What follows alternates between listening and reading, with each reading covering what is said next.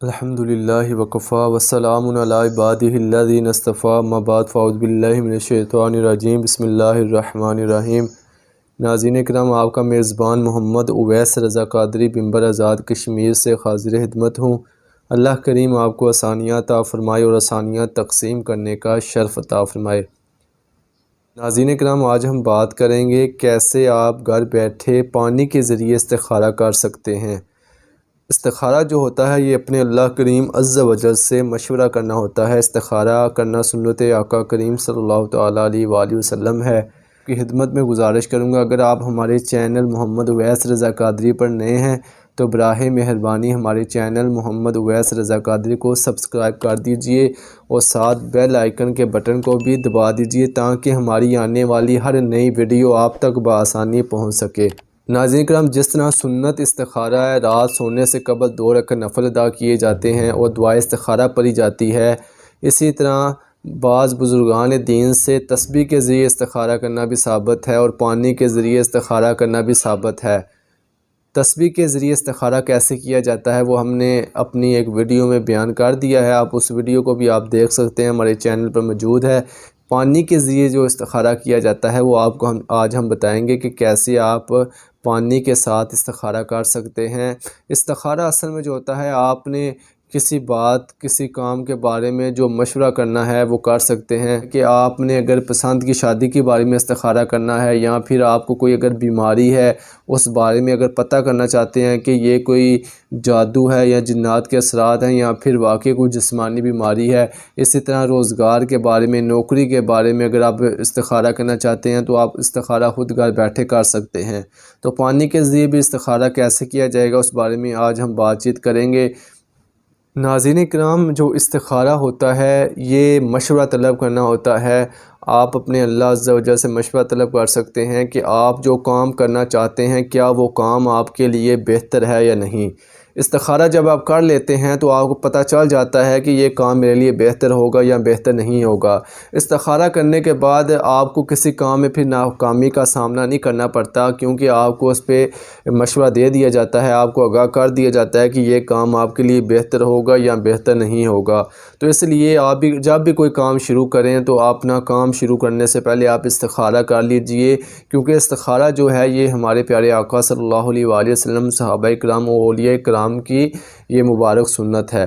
جیسے اکثر لوگ شادی کے بارے میں استخارہ کرتے ہیں، دیکھتے ہیں کہ یہ جو میں شادی اس جگہ پہ کر رہا ہوں یہ شادی کرنا میرے لیے بہتر ہوگا یا بہتر نہیں ہوگا۔ اسی طرح بعض لوگ بزنس شروع کرتے ہیں، کوئی کاروبار کرتے ہیں یا کہیں پہ نوکری کرنا چاہتے ہیں تو وہ استخارہ کرتے ہیں، پتہ کرواتے ہیں، پتہ کرتے ہیں یہ کام میرے لیے کرنا یا یہ نوکری کرنا میرے لیے بہتر ہوگا یا بہتر نہیں ہوگا۔ اس لیے آپ کی خدمت میں گزارش کروں گا، اگر آپ کوئی بھی کام کرنا چاہتے ہیں تو اپنے کام سے آگاہی حاصل کرنے کے لیے آپ استخارہ کر لیجئے۔ استخارے سے آپ کو بڑے بینیفٹ ملیں گے، اس کے فائدے بھی آپ کو ملیں گے، آپ اچھے طریقے کے ساتھ اپنے کام کو پھر پائے تکمیل تک پہنچا سکتے ہیں۔ تو کوشش کیجئے جب بھی آپ کوئی کام کریں، کام کرنے سے پہلے استخارہ کر لیے کریں، ہمارے پیارے آقا صلی اللہ تعالیٰ علیہ وآلہ وسلم کی مبارک سنت ہے۔ تو پانی سے استخارہ آج آپ کی خدمت میں عرض کریں گے کہ پانی سے آپ اس کے گھر بیٹھے کیسے استخارہ کر سکتے ہیں۔ پانی کا ایک برتن لے لینا ہے، اس پہ پانی ڈال کر آپ نے ایک کاغذ لینا ہے، ایک پرچی لے لینی ہے، اس پر آپ نے لکھنا ہے اہدنا الصراط المستقیم۔ ایک پرچی لے کر اس پر اہدنا الصراط المستقیم لکھ کر آپ نے جو پانی آپ نے لے لیا، گھر میں عمومی طور پہ ہمارے ہاں کچن کے اندر ایک پرات ہوتی ہے، اس پرات میں بے شک آپ پانی لے لیں، پانی لے کر اس کے درمیان میں آپ پرچی کو رکھیں، پرچی کے اوپر آپ نے اہدنا الصراط المستقیم لکھ لینا ہے۔ جب آپ پرچی کو درمیان میں رکھ دیں گے، اہدنا الصراط المستقیم آپ اس پہ لکھ کر اس کو درمیان میں رکھ دیں گے، تو پھر آپ نے سورہ فاتحہ شریف پڑھنی ہے، آپ نے اول و آخر درود ابراہیمی پڑھنا ہے، پھر آپ نے سورہ فاتحہ شریف پڑھنی ہے۔ سورہ فاتحہ آپ کم از کم آپ 12 سے 19 بار آپ سورہ فاتحہ شریف پڑھیں۔ اسی دوران جو پرچی آپ نے درمیان میں جو رکھی ہے، اگر وہ پرچی آپ کی طرف یا سامنے کی طرف جائے تو یہ مطلب یہ ہوگا کہ یہ کام آپ کے لیے کرنا بہتر ہوگا۔ اگر وہ دائیں طرف جاتی ہے، رائٹ سائڈ پہ جاتی ہے، تو پھر بھی یہ اشارہ ہوتا ہے کہ یہ کام کرنا آپ کے لیے بہتر ہے۔ اگر وہ پرچی بائیں طرف چلی جائے تو مطلب یہ ہوتا ہے کہ یہ کام آپ نہ کریں، یہ کام کرنا آپ کے لیے بہتر نہیں ہے۔ تو جو آپ استخارہ کر رہے ہوتے ہیں، جیسے آپ شادی کے بارے میں استخارہ کرنا چاہتے ہیں، کسی بیماری کے بارے میں جادو ہے یا جادو نہیں ہے، تو کوئی بھی اگر آپ استخارہ کرنا چاہتے ہیں تو اس کا جو مقصد ہے وہ آپ کے ذہن میں ہونا چاہیے۔ جو آپ استخارہ کر رہے ہیں، وہ جو بات ہے، جو مقصد ہے جس بارے میں آپ استخارہ کر رہے ہیں، وہ آپ کے ذہن میں ہونا چاہیے۔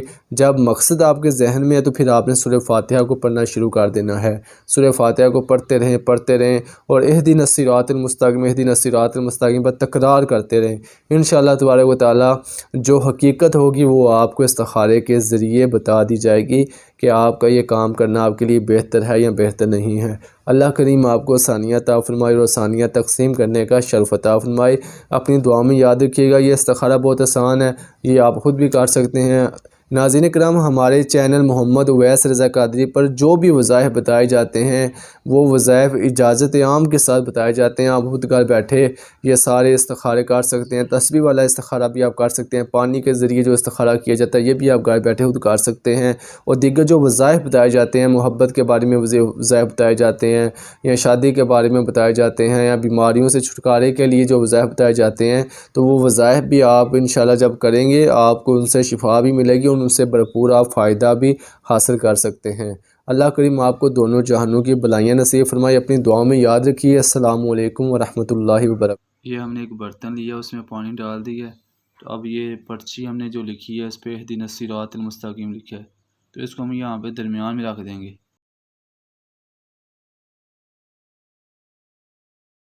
درمیان میں اس پرچی کو ہم رکھ دیں گے، اہدنا الصراط المستقیم لکھ کے اس کو یہاں پہ درمیان میں پانی کے بالکل وسط میں ہم اس کو رکھ دیں گے۔